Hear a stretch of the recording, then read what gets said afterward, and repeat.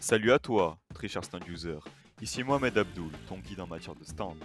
Dans ce premier format, je vais vous parler d'un des personnages les plus iconiques du manga, celui sans lequel la famille Joestar serait morte à de maintes reprises, celui sans lequel le monde de Jojo serait en crise, celui sans lequel Jojo n'aurait pas de waifu.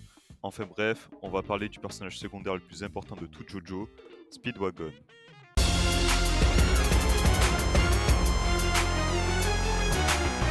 Speedwagon, de son nom complet Robert E.O. Speedwagon, naît à Londres et a grandi dans cette même ville, plus précisément dans Augur Street.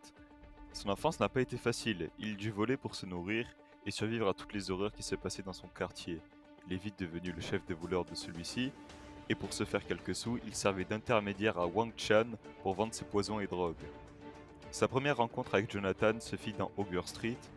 Speedwagon et ses sous-fifres s'attaquant à Jonathan le pensant faible. Après s'être fait défoncer par Jonathan, Speedwagon, voyant qu'il n'avait pas tué ses hommes, éprouva un profond respect envers celui-ci et commença donc à le suivre.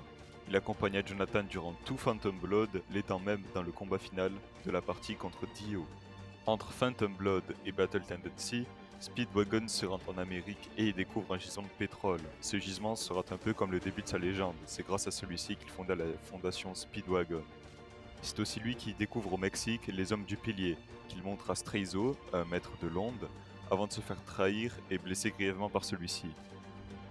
Dans Battle Tendency, Speedwagon a plus le rôle d'un spectateur, mais il est quand même présent au moment important de la partie, comme par exemple au réveil des hommes du pilier. Il meurt en 1952 d'une crise cardiaque à l'âge de 89 ans, en laissant derrière lui le plus gros héritage de toute la série.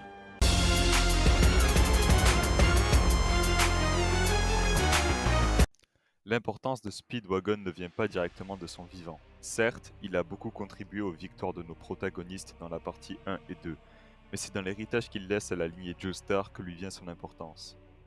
Speedwagon a laissé en héritage le lien qui les unit, les Joestar et sa fondation.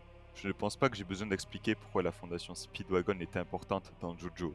C'est littéralement la plus grosse société du verse. C'est comme si Apple venait vous aider à chaque fois que vous étiez en galère. Et c'est là que l'on trouve le génie de l'écriture d'Araki. Il a réussi à faire que Speedwagon reste important même après sa mort. Et on peut le voir facilement, jusqu'à Stone Ocean, c'est littéralement la fondation qui carry les Joestar, que ce soit pour soigner les blessures des Star Wars Crusader ou venir chercher Jolene en sous-marin à Green Dolphin Street. L'ombre de Speedwagon plane sur tout le premier univers, ce qui fait que je pense que l'on peut l'élever au rang des Jairo Zeppeli, Jean-Pierre Polnareff et Bruto Pucciolati, c'est-à-dire au niveau des meilleurs Jobros de la série. Si cette vidéo vous a plu, n'hésitez pas à la liker et si plus généralement le contenu que je produis vous plaît, n'hésitez pas à vous abonner. C'était Mohamed Abdoul, votre guide en matière de stand. Au revoir.